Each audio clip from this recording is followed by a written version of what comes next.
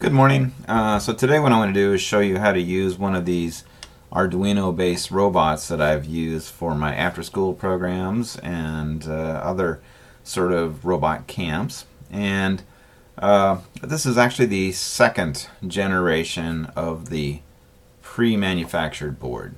Okay, so if you took classes with me since Christmas time or since the holiday break, more than likely this is what you have, is something like this. And what we need to do is kind of need to make sure we understand what we've got before I talk about how to use its sensors and its feelers to be able to do things like line follow, sumo, or other sort of games or programs that require the robot to stay within some confines, like for example a black line or a black ring, and be able to feel its environment, okay, with these sensors. So let's actually get started. I'll zoom in the camera. I'm going to turn on my little spotlight here, because what we really need to do is start off by taking a close look to make sure our wiring matches. If this is the first time that you've been programming or planning to program this robot at home, take a look at the video that I have linked below that shows you how to install the driver for this board. Okay, you can't see it, it's below the motor control board. Remember, this particular board does not get recognized when you plug it into a normal Windows or Mac or Linux machine. You have to install a driver first, and I have a video on that you can see linked below. So let's make sure that our sensors are all hooked up and we know exactly what we've got.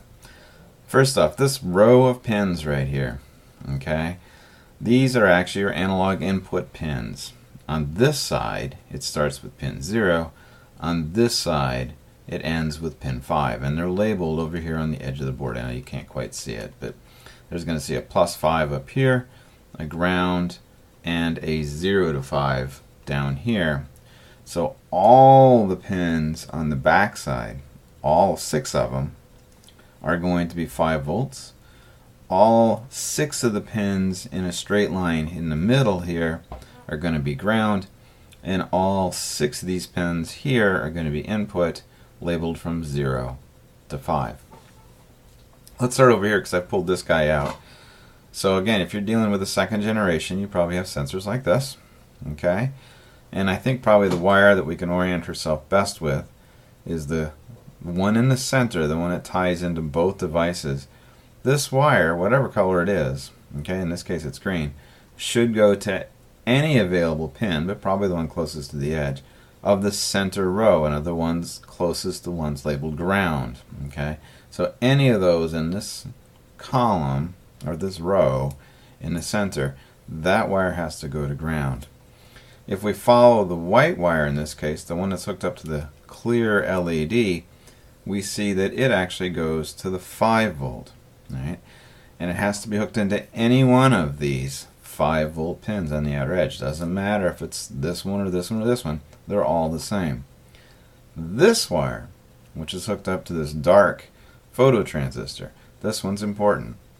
This one has to be hooked up to match the code that I'm going to give you to pin 5, okay, which is the one closest to this corner of the board. Okay, so I'm going to get this back out of the way and insert it down here. Alright, next let's look these feelers. Okay, if you look, you'll see that there are 2 wires connected to this feeler. So if we follow it, it doesn't really matter too much. I have, for example, the green one going again to the ground, the center row of pins. Doesn't matter which one, they're all connected below, but it has to go to one of those center. And then this blue one is going to the one that would be labeled pin 4. That one really does matter. Okay, so this one has to go to pin 4. Following along, let's look at this particular feeler over here. Again, 2 wires. I have the one that's out here going to the ground. Okay, in this case I've moved it over here closer to this edge of the board. It's in that center row. That does matter. I'm sorry, it has to be in the center row. Doesn't matter which one in the center, any of those in the center. Okay, this one does matter. All right, it goes down to the pin that would be labeled 1. Remember, it starts with 0, so it's the second one from the left. And then if we follow it along, okay, this blue wire goes down to the dark colored phototransistor, looks like an LED. This green wire goes to ground, which is the center rose, and it goes to the wire that connects both devices together. And the white wire, just like on this side, the white wire goes to the phototransistor. Okay, so if you have all that wired correctly, you're good to go and follow exactly this code. Not to say you can't alter it, but at least you'll be working with the exact same thing I have. Notice that currently this metal wire is not touching this screw. Okay, they are not in contact. There is no way for electrons to make it from this pin through the wire into ground. It's an open circuit. All right, when it touches, it'll be a closed circuit, and then it'll tell it whether or not it's hit something. So right now it's an open circuit. It has to remain open. Okay, I think I've explained the wiring. Now let's look at a piece of code, and what we're going to do is we're going to test something out real fast. Let me zoom out just a little bit. Let me open up, and actually any Arduino program is fine. Open Arduino. Actually, I should do it like this. Chances are you're starting at something like this. Okay, you have nothing there.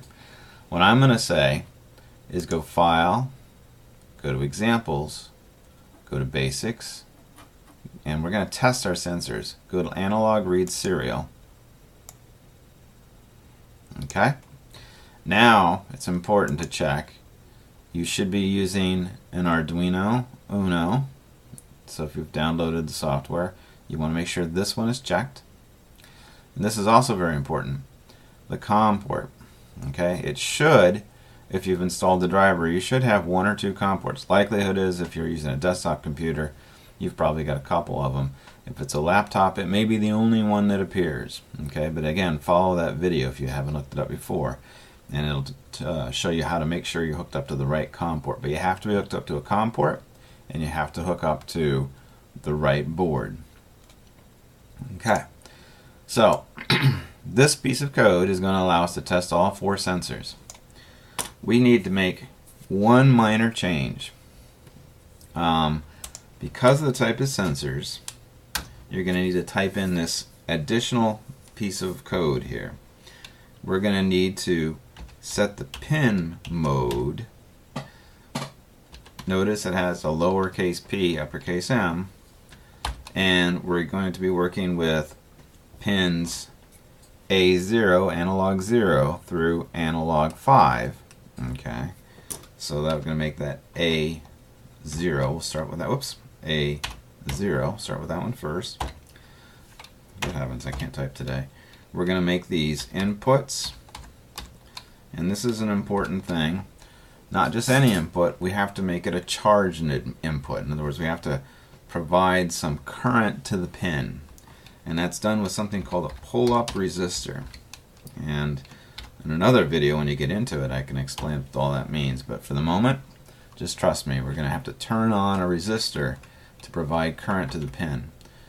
And the easiest thing to do here is simply copy and paste it. Now remember, we are hooked up to A0, which is this one over here, the photo detector.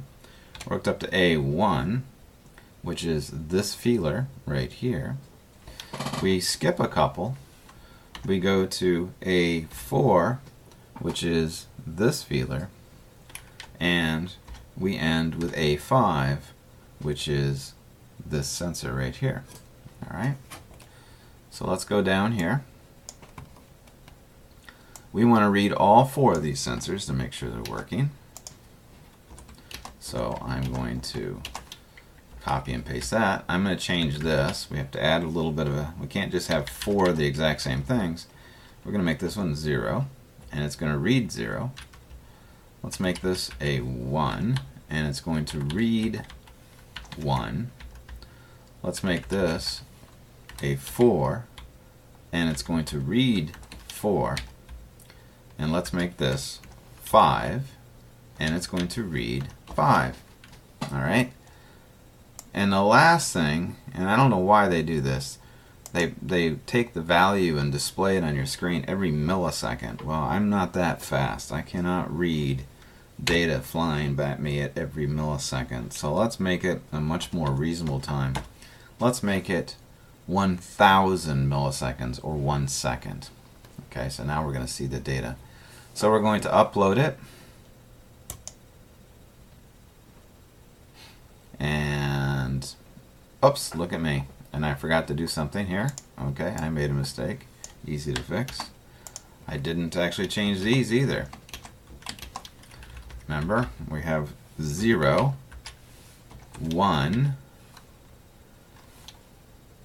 Whoops, what did I get to do? Accidentally, I'm getting rid of things by, I seem to have 0, that's for sure.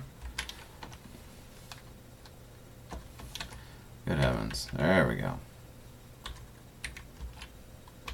Okay, so now I want to take sensor values 0, 1, 4, and 5.